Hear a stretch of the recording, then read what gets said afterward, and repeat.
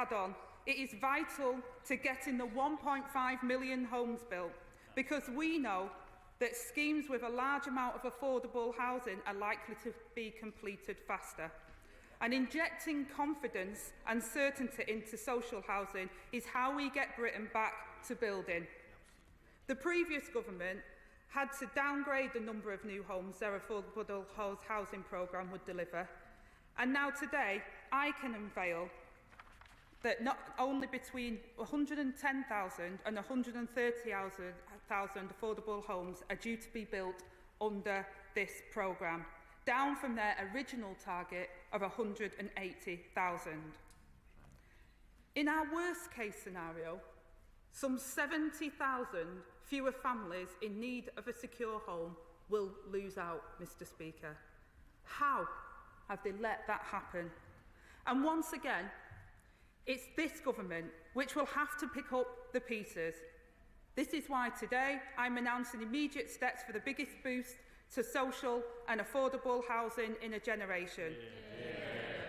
We will introduce more flexibilities in current affordable homes programme working with Homes England, and will bring forward details of future government investment at the spending review. I also recognise that councils and housing associations need support too. So my right honourable friend, the Chancellor, will set out plans at the next fiscal event to give them the rent stability that they need to borrow and invest.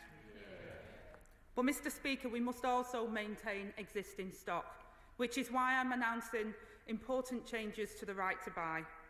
We have already started reviewing the increased right to buy discounts introduced in 2012, and will consult in the autumn on wider reforms to right to buy. And we are immediately increasing flexibilities for councils when using right to buy receipts. And in addition, to help councils provide homes for some of the most vulnerable in society, I can also confirm today that the £450 million of the Local Authority Housing Fund will flow to them to provide 2,000 new homes. This is what Labour does. Mr. Speaker, these reforms are key to realising our wider growth ambitions. Part of that comes from new homes themselves, releasing untapped potential of our towns and cities that for too long have been throttled by the insufficient and unaffordable housing. But it also flows from making it easier to build the infrastructure on which we rely. So we're making it easier to build laboratories, gigafactories, data centres and electricity grid connections. And we must make it simpler and faster to build the clean energy sources needed to meet zero carbon energy generation by 2030. We've already ended the de facto ban on onshore wind, but we're also proposing to bring large onshore wind projects back to the nationally significant infrastructure projects regime, NSIP. Change the threshold for solar development to reflect the developments in solar technology, and set a stronger expectation that authorities identify sites for renewable energy. To deliver all of this, we need every local authority to have a development plan in place. Up-to-date local plans are essential to ensuring that communities have a say in how development happens. Areas with a local plan are less vulnerable to speculative developments through appeals, and yet just a third of places have one that is under 5 years old. This must change. We will therefore fix this by ending constant changes and disruption to planning policy, setting clear expectations of universal local plan coverage, and stepping in directly where local authorities let residents down. Local plans ensure local engagement and are critical to making development that have local people's needs met. But in demanding more of others, we're also going to demand more of ourselves. 2 weeks ago, I said that I will not hesitate to review an application where the potential economic gain warrants it. So today, I can confirm that ministers and I will mark our homework in public, reporting against the 13-week target for turning around ministerial decisions. Now, Mr. Speaker, I know what I've said seems a lot, but this is only the first step. We plan to do so much more. We'll introduce a planning and infrastructure bill that will reform planning committees so that they focus on the right applications with the necessary expertise, further reform compulsory purchase compensation rules so that what is paid to landowners is fair but not excessive, enable local authorities to put their planning departments on sustainable footings, streamline the delivery process for critical infrastructure and provide any legal underpinning that may be needed to ensure that nature recovery and building works hand in hand.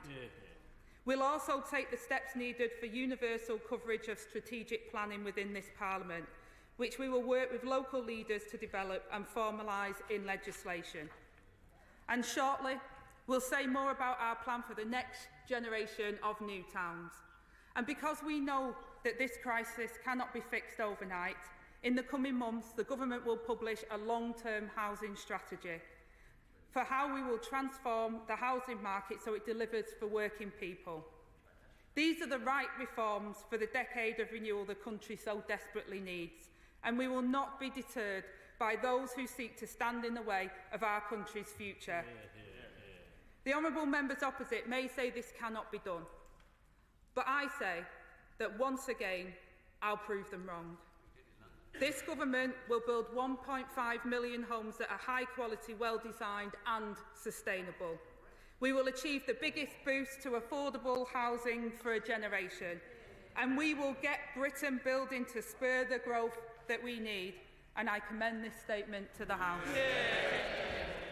I now call the Shadow Secretary of State just to say if you could name between 7 and 8 minutes. Just up to you. Shadow Secretary of State, Kemi Bernal. Thank you, Mr. Speaker. And can I echo the Right Honourable Lady's comments regarding the appalling incident in Southport? We on this side of the House send our deepest condolences to the families of all of those who are impacted. Mr. Speaker, having listened to her statement, I have many questions. I know that the Right Honourable Lady won't be able to answer all of them, certainly not in the time that we have today. So I hope that for those questions that she doesn't have the answer to now, she'll be able to provide written answers within a month and before the end of the summer recess so that we can pick up quickly when we return for her department's oral questions in the next parliamentary term. Mr. Speaker, the Labour Party has a mandate to deliver what they promised in their manifesto. As a party which has governed for most of the last 100 years, we respect that mandate, and it is our job, as His Majesty's loyal opposition, to scrutinise their plans and ensure that Labour are saying what they mean and, more importantly, doing what they say. But with that right to deliver their manifesto come many responsibilities.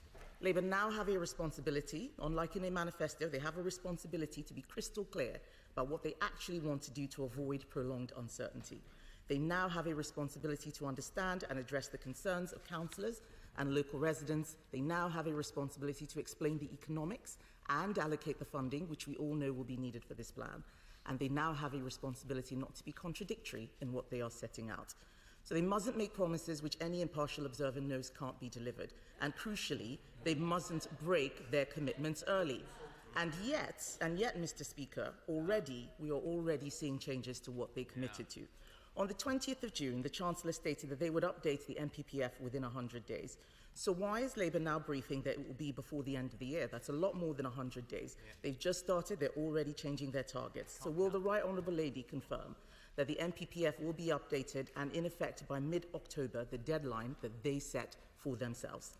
They are proposing an 8-week consultation over summer holidays for their updates to the NPPF. This is the third set of updates that we will now have in a year.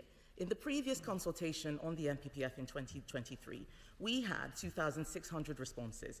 How will they have a meaningful consultation, which is what the legislation requires, that respects the input of local planning authorities and others?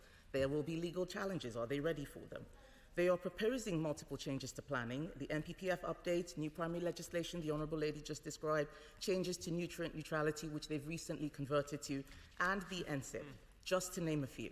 So the Right Honourable Lady says she wants to end constant changes and disruption to planning policy. That's great, but how is she going to avoid creating years of uncertainty and making it harder for local authorities and developers to build new housing as all of these changes are worked through? As I said to her the last time we sat opposite each other, these things do take time and these things are not as straightforward as she is laying out.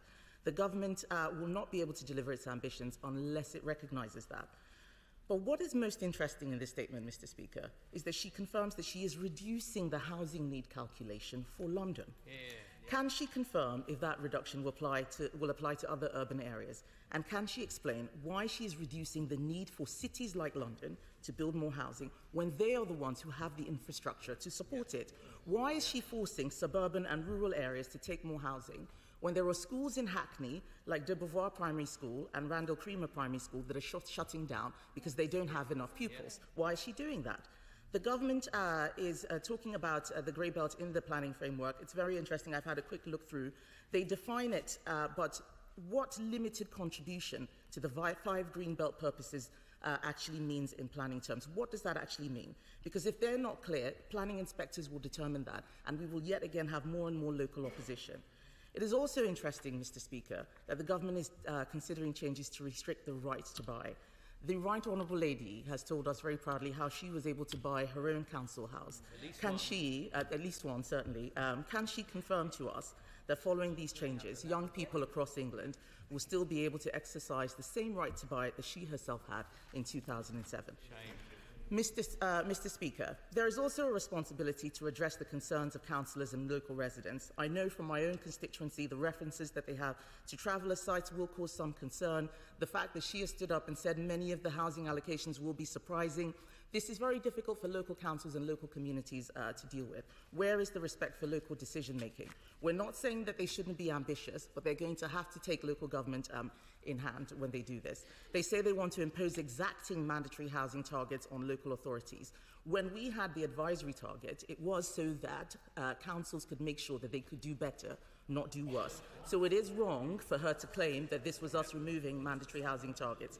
Councillors have repeatedly told me that they are afraid that they will be forced, under a duty to cooperate, to sacrifice their own green spaces to take the housing need that the urban leaders who are her friends fail to meet. So what's she going to say to reassure leaders in places like Bromsgrove, Wychavon and South Staffordshire? And what penalties will she apply to local leaders like Sadiq Khan who fail to meet their housing need requirements? What happens when the mayor fails to meet even these reduced targets that she has set for him? She's already let slip that she is ditching the requirement to ensure that beauty is a key part of housing, something that I was actually very proud that the previous Conservative government put at the heart of our planning reforms, because local people do want beautiful housings. So now she's telling us that she's going to be replacing what they want with a requirement to meet 1.5 million ugly houses instead. Why on earth would they take out something? Why on earth would they take out something which means so much to local communities? People deserve to live in beautiful homes, and the fact that the Labour Party doesn't care about that shows exactly how they're going to develop their policies. Their responsibility to explain the economics and set out how they will fund their proposals is also quite key. They need to ensure that the MPPF has a new growth-based approach, they say, but that's already in the MPPF. She would know if she had read it. I bet she hasn't. The Chancellor effectively killed off some major NSIP schemes on Monday, like the Arundel bypass. Is there all this talk of prioritising infrastructure, energy projects, just a way of dressing up cuts to other kinds of infrastructure?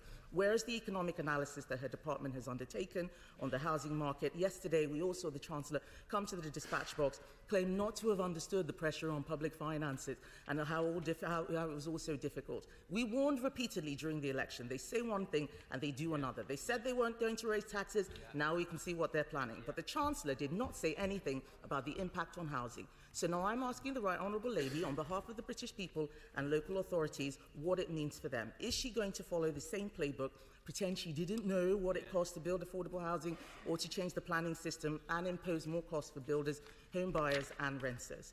These are just a few of the questions that the government will need to answer, and I'm sure colleagues across this House will have many more questions for them. But the government is in danger of choosing the worst of all worlds, not addressing basic economics of house building, centralising decision-making, and when you look at all that, it looks like the 1.5 million homes will be a distant aspiration rather than a meaningful target. Thank you. Well, let me start by welcoming the Right Honourable Lady to her place, and can I wish her luck for her leadership campaign now she's confirmed she's running. The best of luck. So it was her ambition all along to be leader of the opposition, not mine. I must say, the Honourable Lady seems to be taking to opposition very naturally. I think she'll find herself comfortable for a long, long time on those benches. I mean, the Right Honourable Lady had a lot to say in her response, and I'll come to the substance of it in a moment. And I know that the Right Honourable Lady's already put quite a few written questions in, and I look forward to many more from her once she's had a chance to read and digest her brief after the election. But it felt like there was a couple of things I'm not quite sure she understood. Firstly, and this is critical, the British people kicked them out of office in a landslide victory. And secondly, why was that? So let me just remind her. The government in which she served has left us to clear up the mess. They crashed the economy and trashed our public services. They bankrupted Britain and they covered it up. They knew that they threw the book at the doctors and then they doctored the books. She keeps speaking about the Tories' record on housing, but I'll remind her again. Year after year, the Tories failed to keep their housing targets. She speaks about the Mayor of London with their bizarre figures that they set for the Mayor. Every single year, the Conservative government failed to meet their own target, talking of promises that they can't keep.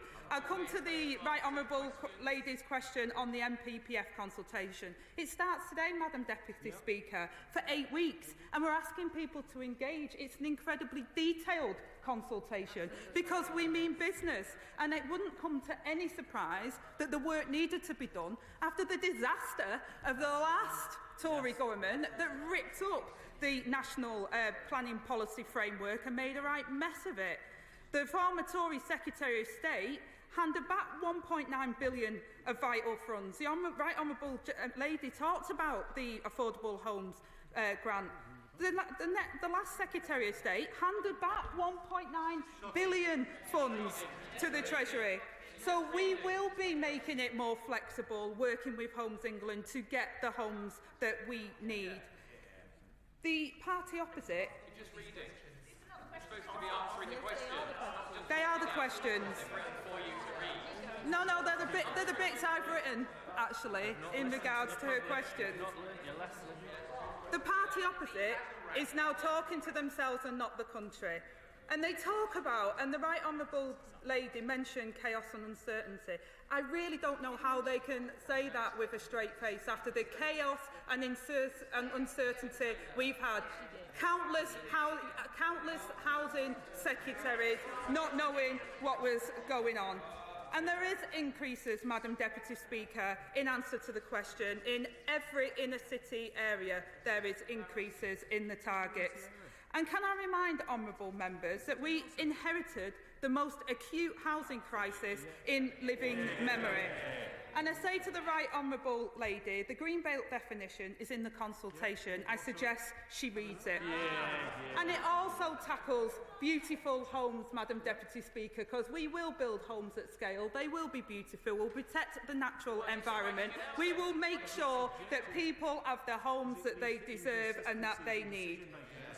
And I come to the point the Right Honourable Lady made about councils and representing council leaders. I find that astonishing because the council leaders that I've spoke to were absolutely overjoyous with the fact that the Tories were kicked out, because the council leaders say to me that they have been left with a dire situation, an absolute dire situation. I know the members opposite like to think it's just Labour councils, but councils across the whole political spectrum have been left in a disaster situation because the party opposite did not build the homes that people need. We have a homelessness crisis in this country. We have a crisis where people under the age of 30 cannot get homes now. It is impossible for people to get on the housing ladder. That is the failure of the last Conservative government.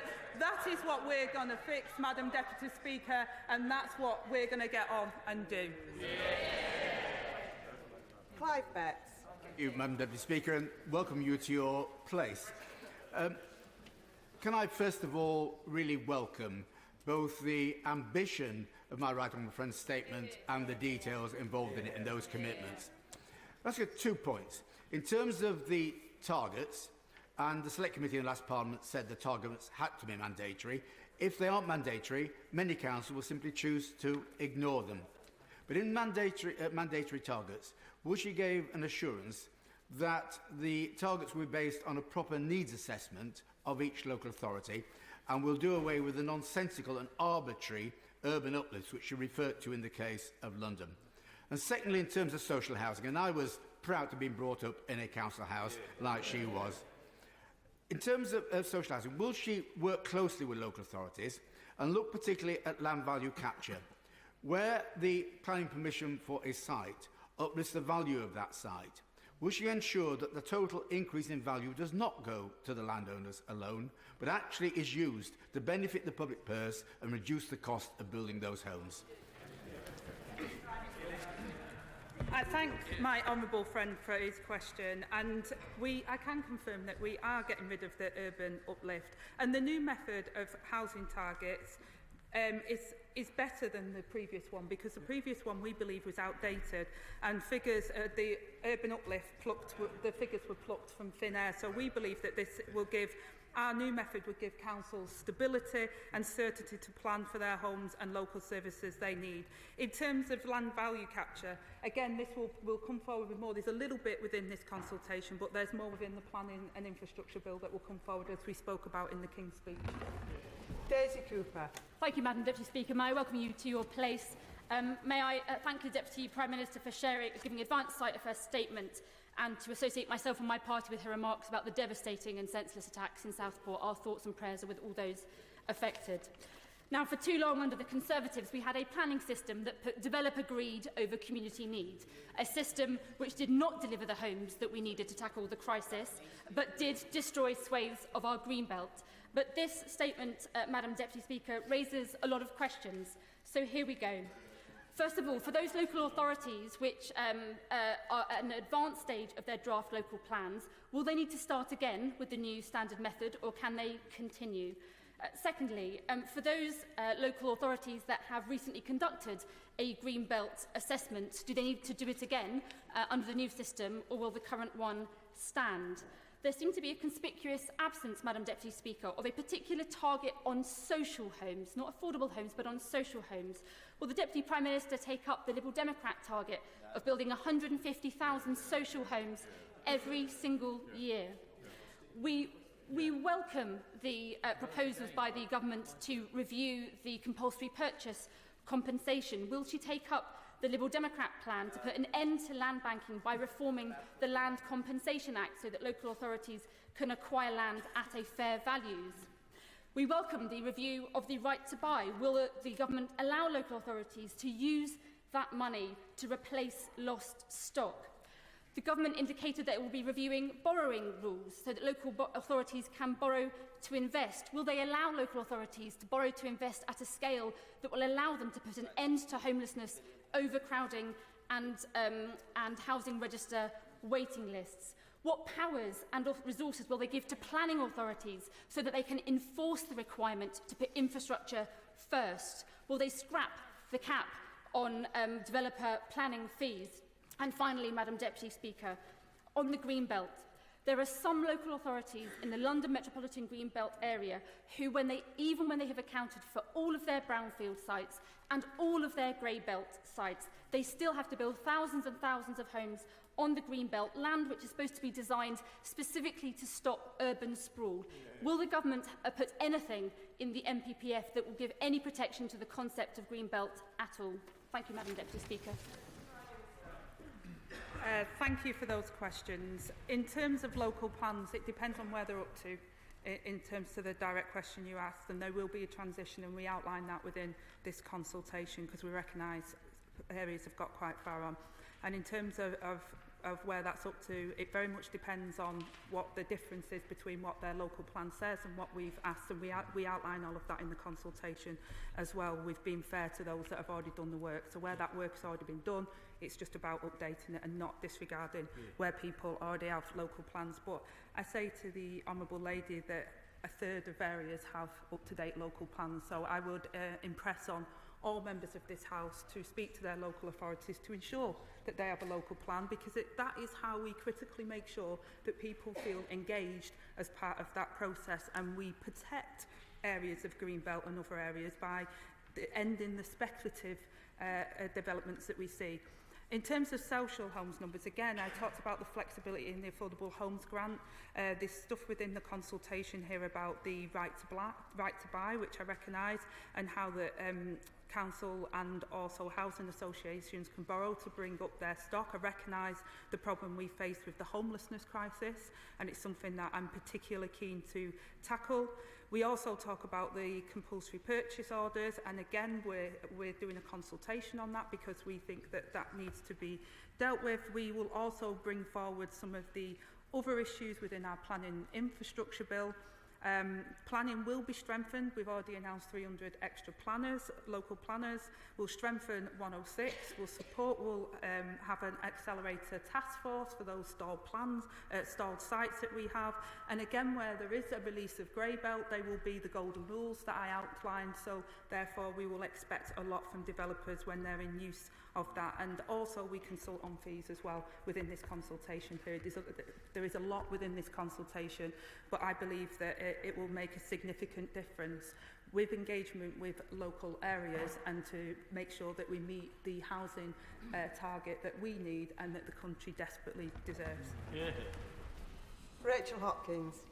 Deputy Speaker, too many families are housed in substandard, overcrowded flats created through permitted development rights, such as former office block conversions. So will the Deputy Prime Minister give families in my constituency of Luton South and South Bedfordshire some hope for the future by confirming Labour's commitment to good quality, affordable family houses, including council houses, under her proposals? I thank my honourable friend for that question, and she's absolutely right. 14 years of the Tories have left social and affordable housing in a crisis, and this is to fix the overall problem that we've got with the housing crisis that we face. We have to have more social housing for rent, and I hear this, the Right Honourable lady opposite was talking about speaking to local councils, but members here, including new members, will know that their casework that comes through in their box already, their posts that they've seen, and their local leaders are saying what a desperate situation it is, and it's because of the supply problem, and it's because we need to fix the problem around social and affordable housing, and that's why we've got our golden rules. That's why we're going to strengthen 106 and expect the developers to do what they say they're going to do, and all of our departments are going to work to make sure that the infrastructure is there so people get the homes that they need locally and that they see the infrastructure that improves their local area and nature. Desmond Swain. New Forest District has its local plan recently agreed on the basis of a local housing need. When will it be required to reopen that assessment on the basis of her new algorithm and that target become mandatory? Well, the short answer is when the next point when it updates. But as I said before in my answer to the Honourable Lady, those that have an up-to-date local plan won't be made to start again. So it's good, and I commend the Honourable Gentleman's local authority for having an up-to-date plan, because that is the best way to have consultation with your local area and provide the housing that local people need. And that's what this government wants to do, working with local leaders, working with mayors to make sure we deliver the houses that local people want and deal with the crisis that they face. Paula Barker. Thank you, Madam Deputy Speaker, and can I congratulate my Right Honourable friend for making a superb statement. My Right Honourable friend knows that she will have strong support on these benches for building homes that she has identified that we particularly need in Liverpool to tackle homelessness, rising costs and the huge waiting lists for social housing. But councils will be reluctant to build if they know they will simply end up in the hands of private landlords who exploit the right to buy. So I welcome her review into the higher discounts imposed by the last government. And can she assure me that this will be a rapid review? Because with the mess that she's inherited, there is no time to waste in clearing this up. I thank my Right Honourable friend for that question, and again, short answer is yes, it will be a rapid review. We've already been speaking about this even before the election, and we want to make sure that people take part in that review, but we're also very clear that the right to buy formula that the government set out in 2012, the discounts, means that councils just cannot replace the houses that are bought under the right to buy scheme. We believe that people should have the right to buy, but it has to be balanced against what the public give in discounts on our social housing stock and making sure that we can replace that stock for those that desperately need it. Paul Holmes. Thank you, Madam Deputy Speaker. This announcement, quite frankly, will be a disaster for my Hamble Valley constituency. And in Hamble Valley, Liberal Democrat Eastleigh Borough Council has built over the last few years double the number of houses required by targets and assessments. So can the Secretary of State confirm that she will take into account retrospective building numbers for those areas who have already built more than their fair share? And why is she placing even more pressure on local services in the South East where house prices are the most expensive, but leaving cities alone and not increasing house numbers there too? Well, I say to the honourable gentleman, they do increase. They do increase, and the new method that we'll be using is based upon what stock and also the affordability. So I ask the honourable member to look at the consultation on it, because what we want to do is be honest that if there is a particular shortage, and there's many areas that has a particular shortage, that we have to be building those homes. We stood on an election mandate to do that. Now, local plans, I don't know if the honourable gentleman's local authority has them. We will engage with them on that, but we do not have the homes that we desperately need. And I say to the honourable gentleman, engage with the local authority, get those local plans in place and work with us to build the houses that his constituents desperately need. Yeah. Liz Twist. Thank you, Madam Deputy Speaker. And can I thank the Secretary of State for her statement today, and particularly welcome the acknowledgement that where there are new developments on Greenbelt, that the facilities that go with them are so necessary. But can I ask the Secretary of State what steps should be taken to ensure that local communities can hold developers to account for the protection of our habitat and open spaces when they come forward with plans?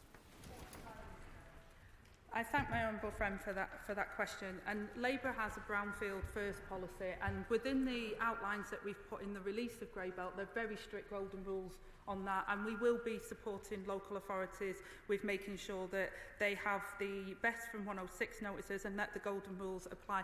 I actually think that the consultation that we put out today with the proposals for the national policy, the MPPF, the proposals that we're putting within the MPPF will actually strengthen the release instead of that haphazard way that we've seen it at the moment. And we'll also see the kind of homes that people desperately need in their areas that are affordable to them, including homes for social rent. Kit Malthouse. Thank you, Madam Deputy Speaker. Could the Secretary of State confirm two things? One, where local residents have complied with her coming mandatory targets through a neighbourhood plan rather than a local plan, that neighbourhood plan will reign supreme and will not be trampled over by planning inspectors subsequently. And secondly, that protected landscape, what used to be called an area of outstanding natural beauty, of which my constituency is 80%, but now called national landscape, that will also still be of significant protection within the planning system. Yes, I can confirm that neighbourhood plans will remain and also that the protections remain. I think it's really important, and again what we're saying in terms of the release of the Greybelt is that it has to be for the benefit of local natural spaces. We want to see areas where people can, within walking distance, have access. Many people do not have access to those areas. They're inaccessible on the green belt, but we will be protecting, as we have always done, and there's no change to that, areas of natural beauty and parks, etc. Emily Darlington. Thank you, Madam Deputy Speaker. As the new MP and former Cabinet Member for Housing of arguably Britain's most successful new town, Milton Keynes. No way.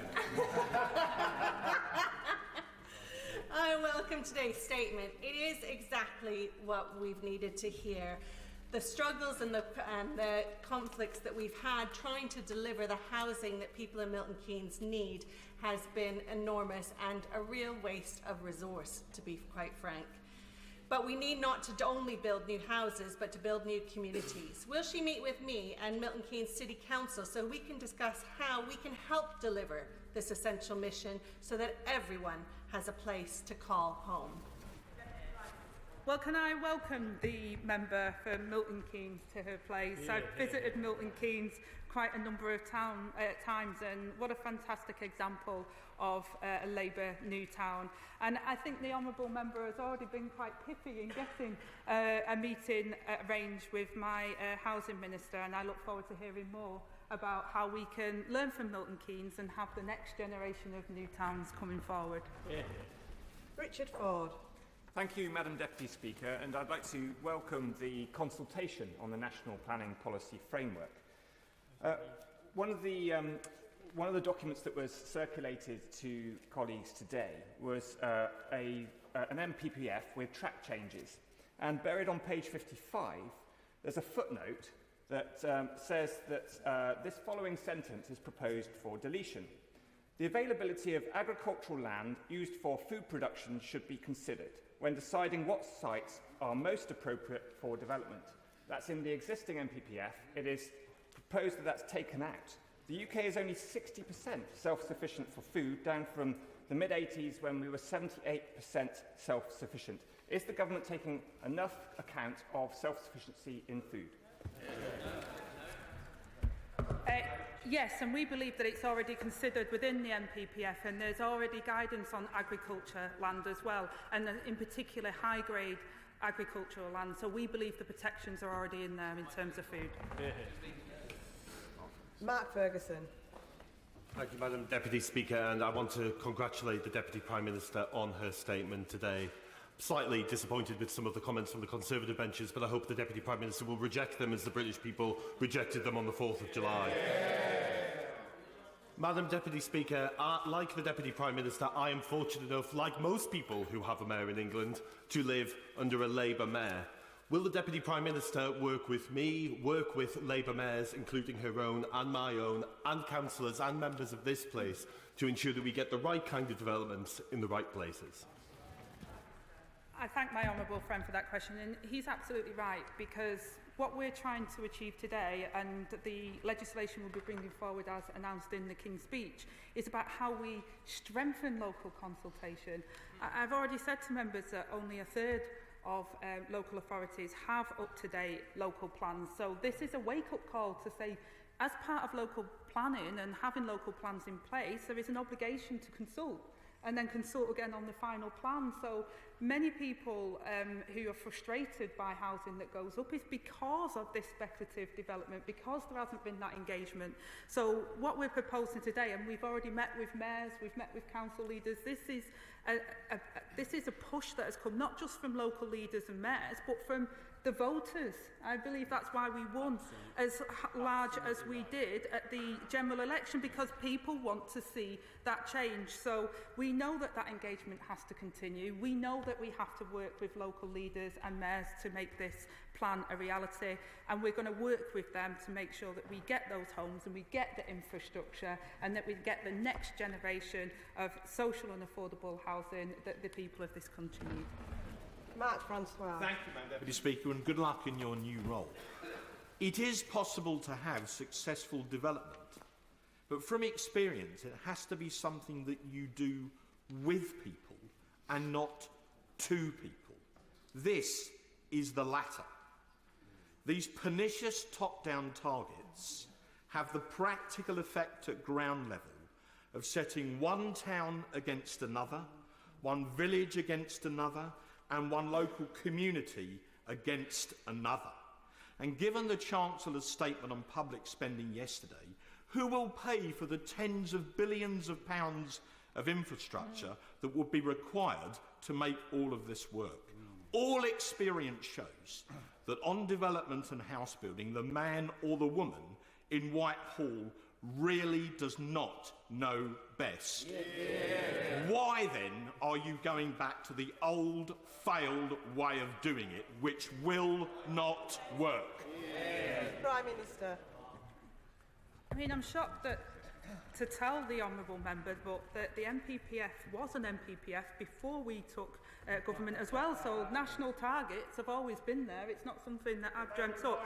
But the important thing, the important thing is our new method is clearly based upon what the housing stock and the affordability and the need in their area. This is a need that has created a housing crisis in this country, and that is why the electorate elected the Labour government on the mandate that we did, because we said we are going to fix the housing crisis that we've inherited.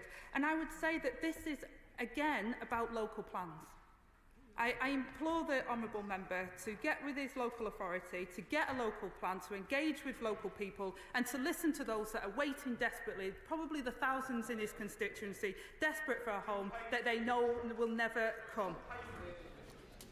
Joe White. Thank you, Madam Deputy Speaker. My local authority has just agreed its local plan during the general election, and it was the first authority in the country to commit Section 106 funds to our local hospital. As Deputy Leader, I was very proud to lead on this. I see Section 106 funding as the most effective method of mitigating against the impacts of development and bringing in much needed funding for infrastructure. How does the Deputy Prime Minister envision how Section 106 funding can be reformed to make it a far more effective method of bringing in the infrastructure spending? Deputy Prime Minister.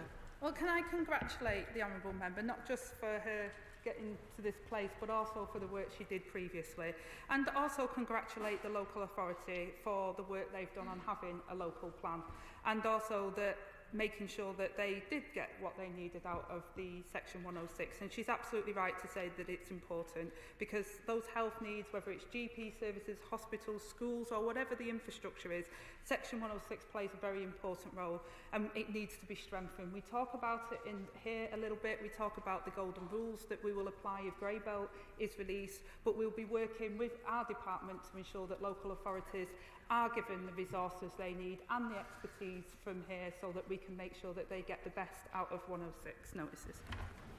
James Wilde. Thank you very much, Madam Deputy Speaker. Thousands of new homes are planned in Kings Lynn in my constituency, but that development requires transport and other infrastructure. So will the Secretary of State work with the Transport Secretary and the Chancellor to unlock the funding for the A10 West Winch Housing Access Road so that development can proceed? Deputy Prime Minister.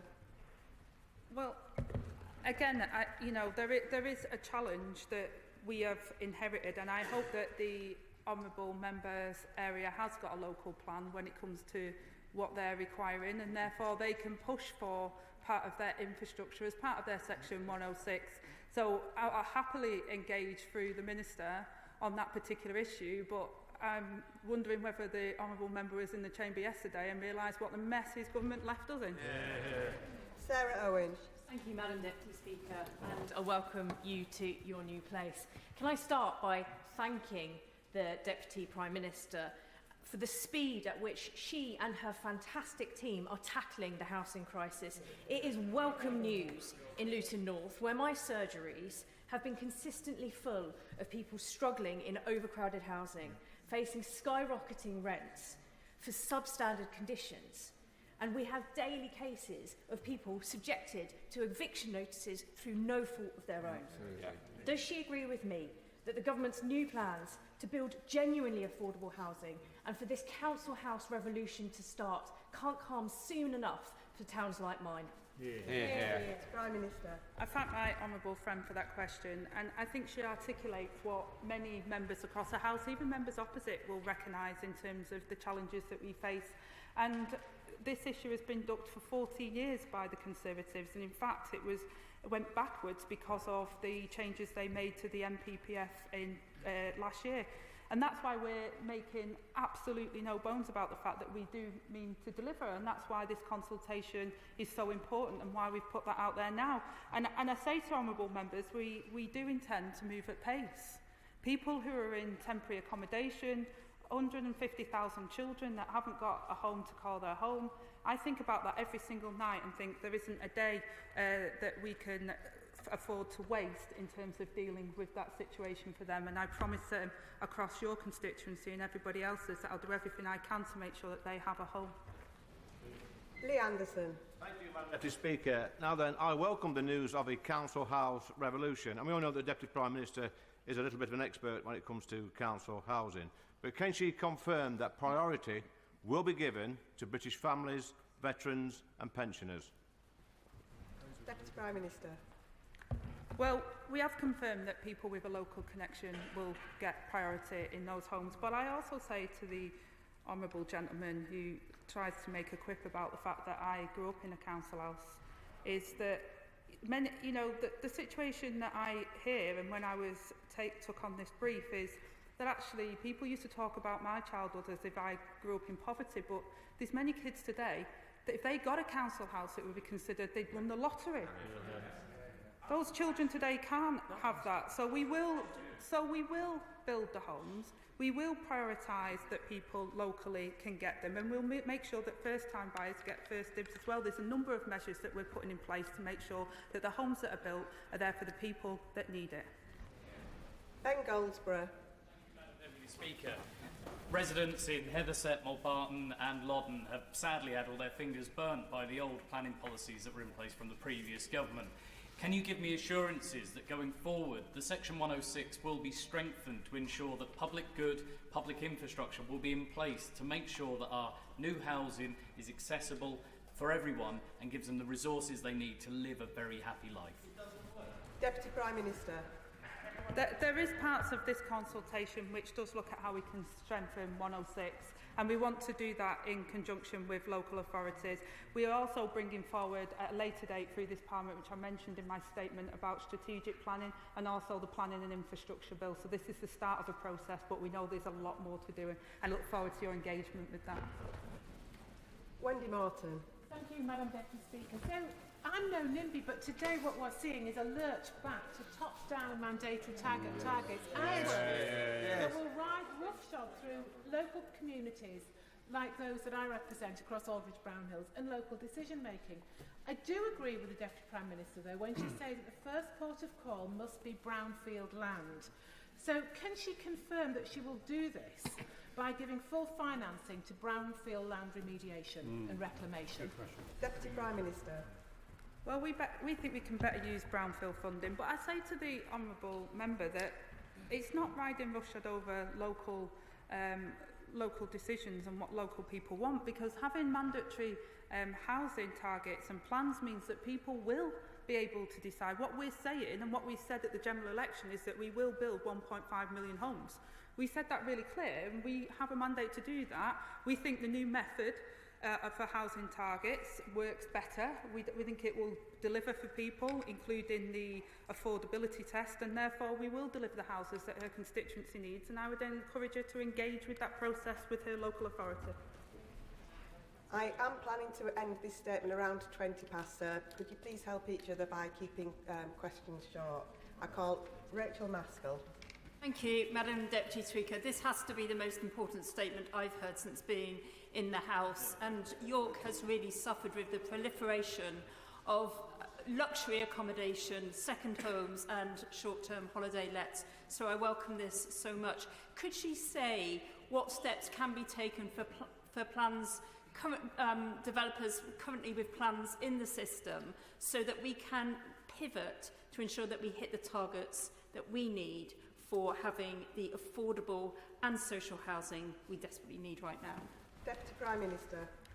Well, I absolutely agree with the honourable lady that we do need to have these affordable homes that we desperately need, and that's why, depending on where her local authority is in the process, we'll be setting out those targets which are likely to be increased for her local area, and for them to engage in that process. The golden rules are there, which will again allow more affordability where there is a restrictive release of grey belt, and also that we will ensure that we help and support on the affordability and making sure there isn't a gaming of the system, so that we get the best that we can out of Section 106.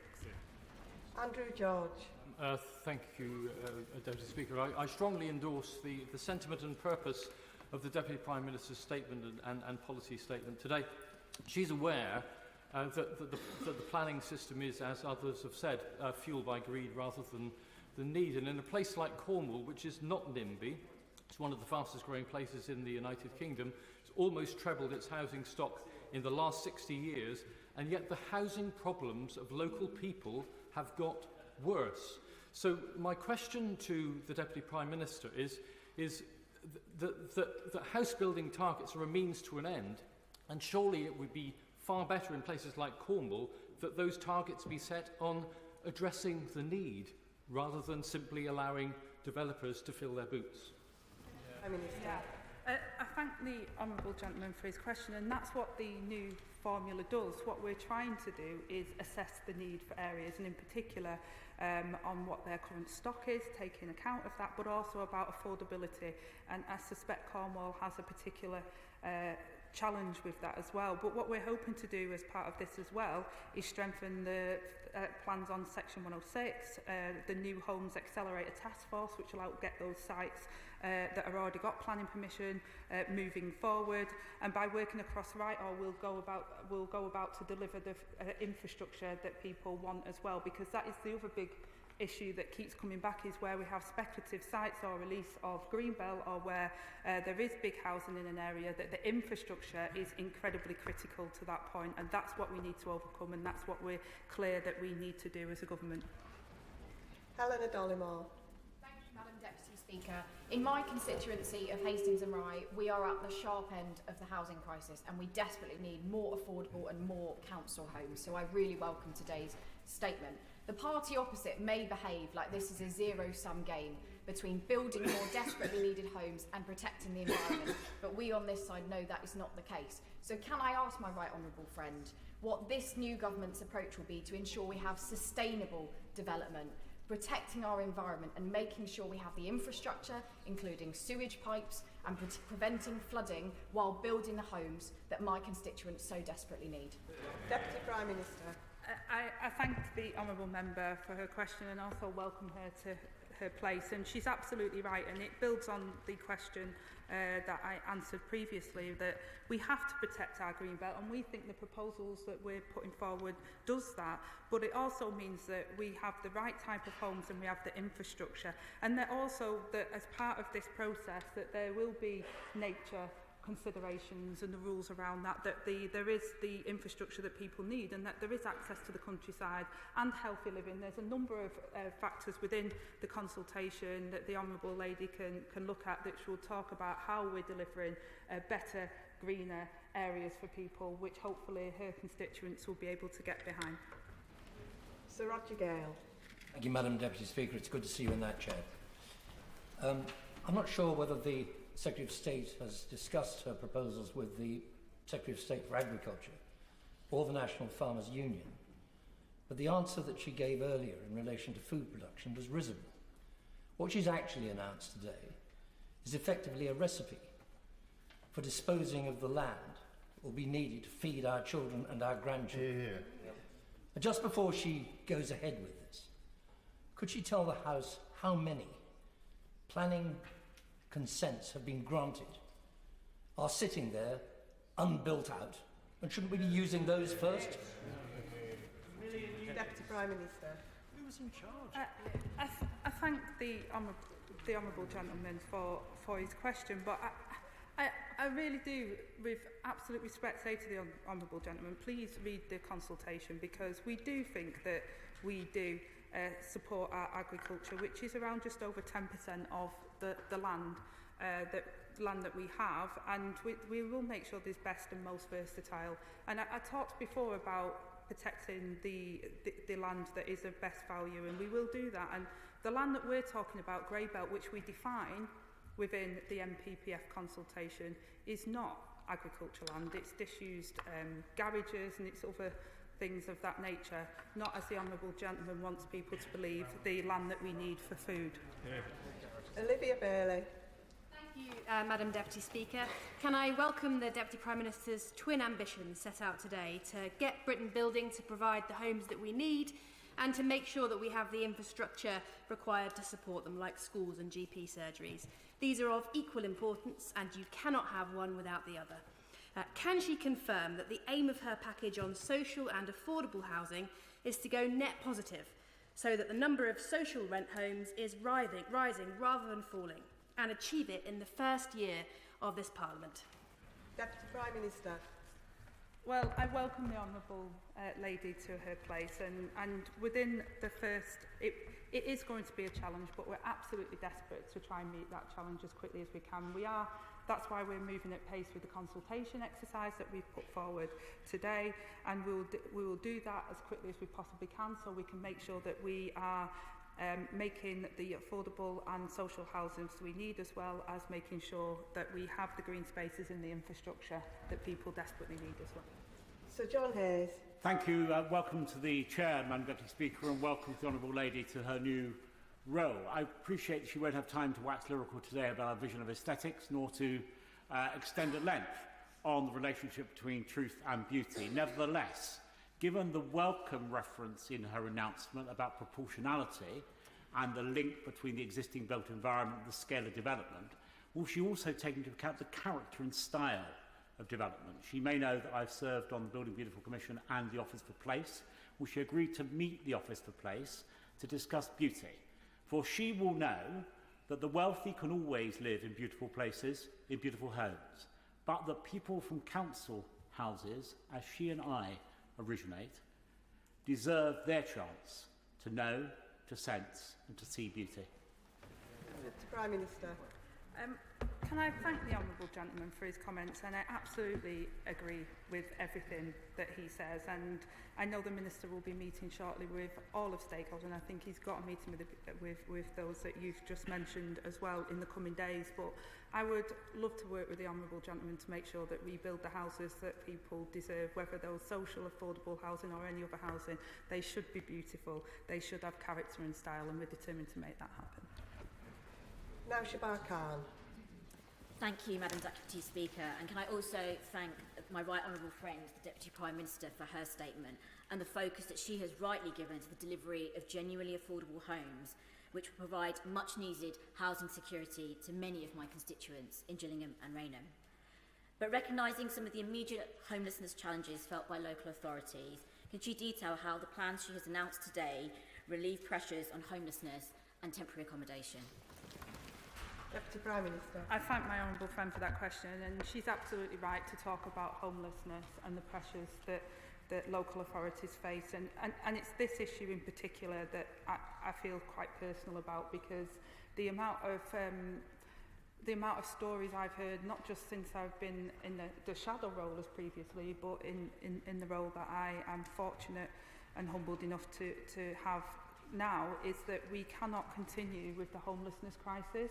Behind every single one of those figures is a human being, and it really does have an impact like poverty does. Housing has a significant impact on people's lives and opportunities, and that's why, as Deputy Prime Minister and in my role, we'll be bringing different leaders together, a local and regional and here, to make sure that we can really tackle homelessness, because we need to do something about those figures. We've inherited a really poor state of affairs, and I'm determined to make sure that we do something about that. Adrian Ramsey. Thank you, Madam Deputy Speaker, and thank you to the Deputy Prime Minister for her statement. Residents in my constituency of Waveney Valley, as in so much of the country, are finding that many of them are being priced out of being able to live in their local community. The homes that are being built are just not affordable to local people. So I welcome the statements today on affordable housing, but could the Deputy Prime Minister set out, of the 1.5 million homes that she's pledged to build, how many does she expect to be affordable, and in particular, how many does she expect to be council homes? And could she also set out what action will be taken to address the fact that we have 1 million empty homes in this country? The Prime Minister. I thank the honourable member for his comment. It's really difficult to set out in detail at a particular local level, because it's subject to obviously Section 106 and the type of development. That's why local plans are really important, and us supporting that. But I would refer him to the consultation document on, for example, the release of Grey Belt, which talks about a minimum of 50% of affordable. And again, that depends upon what local need is. You have to try and get the balance right, because if local areas are saying we need X, and then I say, well, you're going to have Y, then that's a challenge. But what we have said is that if the grey belt is released, that 50% must be affordable. That can be chosen by the local area. If they say, I want a particular amount of social rents, that they can put that in there. And I would say that, again, looking at the document, looking at the methodology that we're using, I think, and looking at the affordability test, I think that that makes things much better in terms of giving a number and a figure that reflects the realities of people in a local area. Alistair Strathern. Thank you, Madam Deputy Speaker. May I too welcome you to your place. The Deputy Prime Minister will be all too aware the extent to which the current planning system is failing communities like mine. Not building the affordable homes people are crying out for, not delivering the infrastructure my growing communities need, and not even protecting some of the most nature-rich parts of our countryside.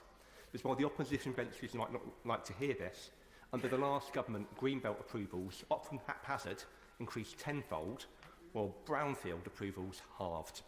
Yeah. Will the Deputy Prime Minister reassure my constituents that her golden rules will ensure brownfield and greyfield sites are truly prioritised and infrastructure and affordability is prioritised too, to finally deliver growth that works for communities like mine? Yeah. Deputy Prime Minister. My honourable friend is absolutely right to mention the haphazard way in which the Green Belt has been built upon under the last government. You'd think that it never happened in some of the responses I've had back from the opposite side of the chamber. But I'm clear that brownfield should always be the first port of call, and that's why we've been making brownfield development easier within the MPPF, and that we'll also be taking firm action to limit the scope of gaming and consulting on how to stop developments who have paid over the odds for land, using that as an excuse for negotiating their Section 106 contributions down. So there's a number of measures, including our golden rules, that will make sure, hopefully, we push towards brownfield, and that the release of grey belt has to be within our golden rules. Ben Oxy-Jecty. Thank you, Madam Deputy Speaker. Yesterday, the Secretary of State and Minister made the decision to approve the appeal made by Envar Composting in relation to the proposed medical waste incinerator on the edge of St Ives, despite the rejection of the initial application by the Conservatives and Labour on Cambridgeshire County Council. Local residents in St Ives, as well as the impacted rural villages of Somersham, Bluntisham, Colne, Pidley, Woodhurst, Oldhurst and Needingworth, are hugely concerned that their opposition and concerns have not been heard by the Secretary of State. So given NHS England's 2023 clinical waste strategy states a need to reduce the use of incineration and details a strategic priority that requires in-house waste processing capability to be developed, why has the Secretary of State approved a medical waste incinerator against local wishes, and will she meet with local residents to hear their concerns? Deputy Prime Minister. I thank the honourable member for his contribution, and in the specific case I've not dealt with it myself personally, but what I can say to you is that when making those decisions, we weigh up the advice and the planning expertise that we have in there, and those decisions will be made based upon that evidence that we have. It's an objective way of making a decision. Will you meet local residents? Noah Law. Thank you, Madam Deputy Speaker. I welcome the Deputy Prime Minister's plan to put building homes at the heart of our mission to raise living standards and also to ensure that what we build reflects local views. Will she give an update on our plans to give councils greater powers to tackle the scourge of second homes that, particularly in Cornwall, put a drag not just on our community but our economy as well, so that we can unlock supply through this channel? Deputy Prime Minister. Well, I thank my honourable friend for that contribution, and like I said in the opening statement today, this is the first steps. We know there's so much more that we need to do. We've got a significant amount of legislation coming forward, which the Housing Minister will be able to update the House on going forward. But this MPPF is about particular making sure we get the housing targets, but I understand the point that the member's making, and we need to address many more issues that we face in housing, and that's why we had significant amounts of it in the King's speech. Sir John Whittingdale. There are currently an additional 3,000 homes being built in Malden and Heybridge in my constituency, and the Liberal Democrat-controlled Chelmsford wants to build another 3,000 at Hammond's Farm in my constituency. Yet the local roads, health services, education services are all under intolerable pressure. So what will the Secretary of State do to ensure that necessary infrastructure is put in place before these developments take place? Prime Minister. Well, I mean, the honourable gentleman will know that his government was in government for 14 years and could have resolved this. And this is part of the reason why we're consulting on the revised MPPF, because we recognise, and I've said to many honourable members in the chamber today, that infrastructure is critical, that people often reject the housing proposals because they don't see sufficient infrastructure. That's why we have the golden rules. That's why I've asked all of the departments to look at what we can do to make sure that that infrastructure is there, and that's why we'll support strengthening of Section 106 to make sure that developers don't try and squeeze out of what they were promised as part of that development. Emma Foodie. Thank you, Madam Deputy Speaker. As my right honourable friend has said, this has got to be about building communities, not just about building homes. But on too many occasions in my constituency, residents have been left for too long on incomplete and unadopted estates. So does the Deputy Prime Minister agree that both the social and physical infrastructure must be delivered at the earliest opportunity in developments, and that developers must be held to account for the delivery of this? Deputy Prime Minister. I absolutely agree, and it goes back again to the point that far too often is the objections to development is because people don't see the infrastructure, and people see that in some cases developers try and wriggle out of their obligations. As I've said and set out in the consultation document we're putting forward today, is that we believe that it will strengthen local authorities' hands, and that we'll be able to make sure that we get that infrastructure that we desperately need alongside those houses. Jim Shannon. Thank you, Madam Deputy Speaker.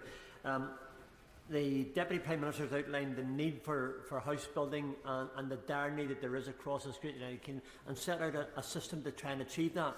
However, one of the things that's really important is those people who are trying to get mortgages. For instance, here in the mainland here, those who earn £75,000 a year are having difficulty getting a mortgage. Those back home in Northern Ireland who probably are earning much less, say 40, 45,000, have no chance of getting a mortgage. So can I ask the Deputy Prime Minister this question: what can be done to help people get mortgages and thereby be able to buy a home and move forward? Thank you. I thank my honourable friend, I'll say, for his contribution today. And he's absolutely right that we've got to fix the situation, not just on affordability, so those houses come forward. We spoke in the general election, and we'll be bringing proposals forward for a mortgage guarantee scheme. But hopefully the New Deal for Working People, which is coming forward with the legislation in October time, to make sure that we make work pay. And the Chancellor announced again for public sector workers pay rise. And we recently wrote to the Low Pay Commission to expand their remit, so we'll make sure that over 1 million people will get a pay rise, because jobs that pay will also mean that people can then afford to have their own home. We now come to the statement from the Foreign Secretary.